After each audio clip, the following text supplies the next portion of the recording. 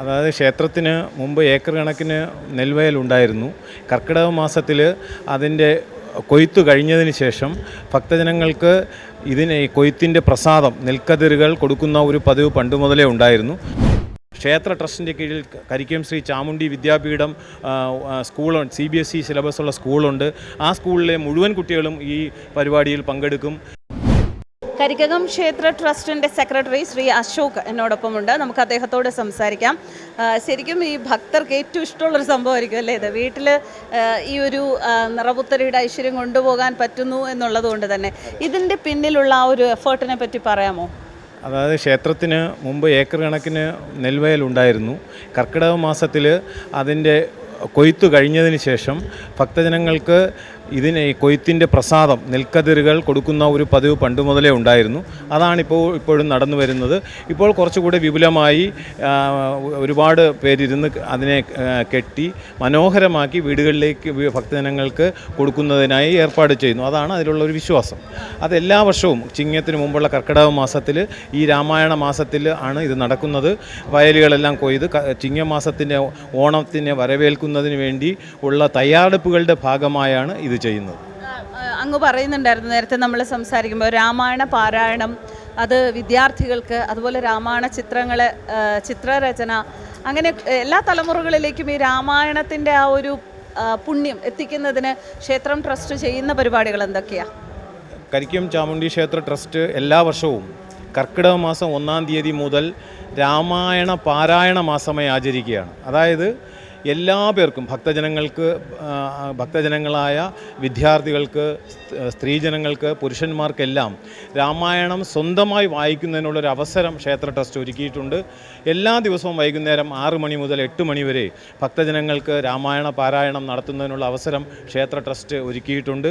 ഈ രാമായണ പാരായണത്തിന് ശേഷം പങ്കെടുക്കുന്ന എല്ലാ ഭക്തജനങ്ങൾക്കും വിദ്യാർത്ഥികൾക്കും കർക്കിടക മാസത്തിലെ കർക്കിടക കഞ്ഞിയും കൂടെ വിളമ്പിയിട്ട് ാണ് ഞങ്ങൾ എല്ലാവരെയും തിരിച്ചയക്കുന്നത്. കൂടാതെ വിദ്യാർത്ഥികൾക്കായി രാമായണ പാരായണ മത്സരം സംഘടിപ്പിക്കുന്നുണ്ട്. കുട്ടികൾക്ക് ഇഷ്ടമുള്ള രാമായണത്തിലെ ഒരു ഭാഗം എടുത്ത് വായിക്കുന്നതിനുള്ളൊരു അവസരം ക്ഷേത്ര ട്രസ്റ്റ് ഏർപ്പെടുത്തിയിട്ടുണ്ട്. കഴിഞ്ഞ വർഷം ഞങ്ങൾ രാമായണ പാരായണ മത്സരത്തിന് 1-ാം സമ്മാനമായി വലിയ തുകകളാണ് ക്ഷേത്ര ട്രസ്റ്റിൽ നിന്നും ചെലവഴിച്ചിട്ടുള്ളത്. 1-ാം സമ്മാനമായി 10,000 രൂപ, 2-ാം സമ്മാനം 7,500 രൂപ, 3-ാം സമ്മാനം 5,000 രൂപ. പങ്കെടുത്ത എല്ലാവർക്കും പ്രോത്സാഹന സമ്മാനങ്ങൾ ക്ഷേത്ര ട്രസ്റ്റ് നൽകുകയുണ്ടായി. ഈ വർഷം കൂടുതലായി രാമായണത്തെ ആസ്പദമാക്കിയുള്ള ഒരു രാമായണ ചിത്രരചനാ മത്സരം സംഘടിപ്പിച്ചിട്ടുണ്ട്. ആ ചിത്രരചനാ മത്സരവും രാമായണ പാരായണ മത്സരവും 2-ാം തീയതി, അതായത് ഈ വരുന്ന ഞായറാഴ്ചയാണ് നടത്തുന്നത്. അതിനുവേണ്ടിയുള്ള വിപുലമായ സജ്ജീകരണങ്ങൾ ക്ഷേത്ര ട്രസ്റ്റ് ഒരുക്കിയിട്ടുണ്ട്. അതുകൂടാതെ രാമായണ പ്രശ്നോത്തരി നടത്തുന്നുണ്ട്. അത് 9-ാം തീയതിയാണ് നടത്തുന്നത്. അത് ഞായറാഴ്ച രാവിലെ 9 മണിക്ക് രാമായണ പ്രശ്നോത്തരി നടത്തുന്നു. വിദ്യാർത്ഥികൾക്കായാണ് നടത്തുന്നത്. 5-ാം ക്ലാസ് മുതൽ +2 വരെയുള്ള വിദ്യാർത്ഥികൾക്ക് ഇതിൽ പങ്കെടുക്കാം. എല്ലാ സ്കൂളുകളിലേക്കും ഞങ്ങൾ ഇതിനു വേണ്ടിയുള്ള നോട്ടീസ് കൊടുത്തു കഴിഞ്ഞു. ക്ഷേത്ര ട്രസ്റ്റിൻ്റെ കീഴിൽ കരിക്കം ശ്രീ ചാമുണ്ഡി വിദ്യാപീഠം സ്കൂളുണ്ട്, CBSE സിലബസുള്ള സ്കൂളുണ്ട്. ആ സ്കൂളിലെ മുഴുവൻ കുട്ടികളും ഈ പരിപാടിയിൽ പങ്കെടുക്കും. കൂടാതെ ക്ഷേത്ര കലാപീഠമുണ്ട്. ക്ഷേത്ര കലകളെല്ലാം പഠിപ്പിക്കുന്ന ക്ഷേത്ര കലാപീഠമുണ്ട്. ശ്രീ ചാമുണ്ഡി കലാപീഠം എന്നാണ് അതിൻ്റെ പേര്. അതിലുള്ള കംപ്ലീറ്റ് വിദ്യാർത്ഥികളും ഈ രാമായണ പാരായണ മത്സരത്തിലും രാമായണ പ്രശ്നോത്തരിയിലും രാമായണ ചിത്രരചനാ മത്സരത്തിലും പങ്കെടുക്കുന്നുണ്ട്.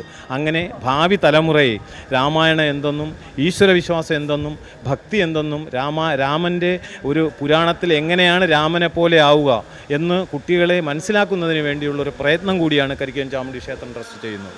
ഞാൻ അദ്ദേഹവുമായി സംസാരിച്ചപ്പോൾ അദ്ദേഹം നേരത്തെ പറഞ്ഞു, ഓരോ തലമുറയ്ക്കും അവരുടെ ജീവിതം അഭിമുഖീകരിക്കുമ്പോൾ രാമായണവുമായി ബന്ധപ്പെട്ട വിവിധ വിഷയങ്ങളായിരിക്കും അവരുടെ ജീവിതത്തിൽ യഥാർത്ഥത്തിൽ അനുഭവിക്കേണ്ടി വരുന്ന പല അനുഭവങ്ങളും. അവിടെ രാമായണം നമുക്ക് പലതിനും ഒരു തീരുമാനമെടുക്കാനുമൊക്കെ ഒരു മാർഗനിർദ്ദേശം നൽകുന്ന ഒരു മഹത് ഗ്രന്ഥമാണ്. അതുകൊണ്ട് തന്നെ രാമായണത്തിൻ്റെ ആ ഒരു പ്രസക്തി ഈ കാലഘട്ടത്തിലും കുറഞ്ഞിട്ടില്ല. ആ പ്രസക്തി എന്താണെന്ന് മനസ്സിലാക്കിക്കൊണ്ട് തന്നെയാണ് കരിക്കകം ക്ഷേത്രത്തിൻ്റെ ട്രസ്റ്റ് ഭാരവാഹികൾ ഇത് സാധാരണക്കാരായ ജനങ്ങളിലേക്ക്, എല്ലാ തലമുറകളിലേക്കും എത്തിക്കാൻ ഇത്രയും വിപുലമായ ശ്രമം നടത്തുന്നത്. എന്തായാലും എല്ലാവിധ ഭാവുകങ്ങളും നേരുകയാണ്.